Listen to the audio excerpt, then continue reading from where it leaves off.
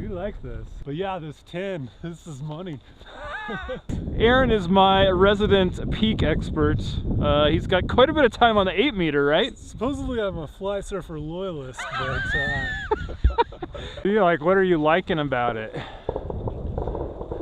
well, it just feels really clean. Clean, yeah. Feels really responsive. What do you think about the D-power on it? Like when you go... So if you're through the window and then you let out, yeah, you can dump most of the power, it feels like. Okay. I do like this. It would be fun to We do need to get it on some get snow. on the water. Or water, yeah. I would think foiling this kite would be a blast. Yeah. It And it does have... seems to do everything right that you'd want foiling. Yes, so compared to the Shaman, I just feel like this is going to carry a lot more land speed. Like I'll be able to ski a lot faster. Like it's going to slice into the wind a lot more, a little better, wind better, and just be faster on a straight 90. Yeah. With the wind. Yep. And it feels like it's slicing through the air smoother than the peak too. I don't know why that is, but it just feels that way.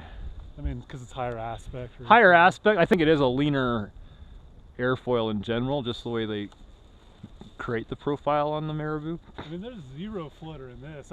Yeah. I don't know what an inflatable kite flies like, but it always seems like those guys have way more flutter coming out of their canopy. But yeah, this 10, this is money. I think it's gonna be fun. Yeah, so here's the 8 meter peak 4 in kind of the same conditions, so.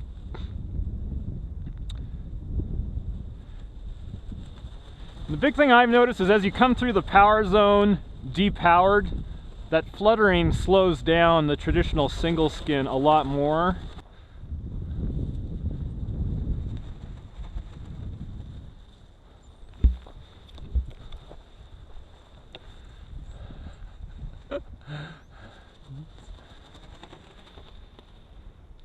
Yeah, tell you what, I'll wait for you to... Oh. Go.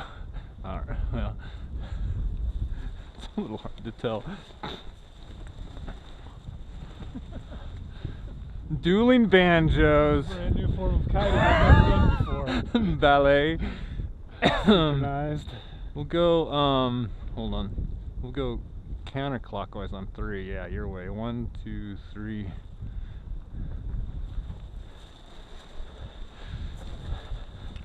I don't know if we're getting anything interesting out of that. But.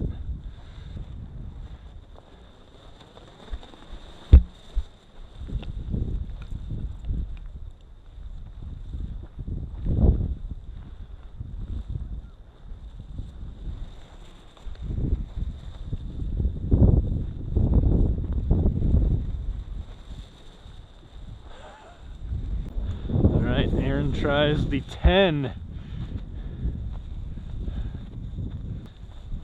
So you were saying between the 8 peak and 9 Shaman, you were noticing a pretty decent difference. Yes, and this feels what I think the 9 Shaman would feel like if we got it out right now. Yeah.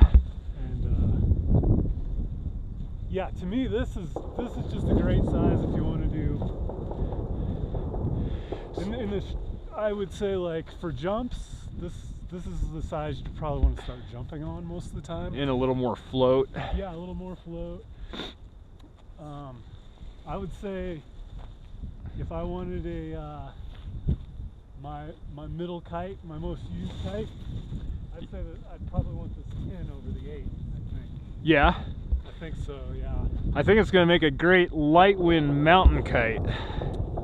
Yes. So it has quite a bit of power and it's still fairly nimble. I mean, I really can use that 8 meter peak probably about when I was using the 11 meter Frenzy. Really? I would say they're pretty similar. Frenzy probably has a little more power overall in every aspect. I'm just thinking for like nice snow kiting conditions where the snow's pretty fast and you can kind of do everything with one kite. Yeah.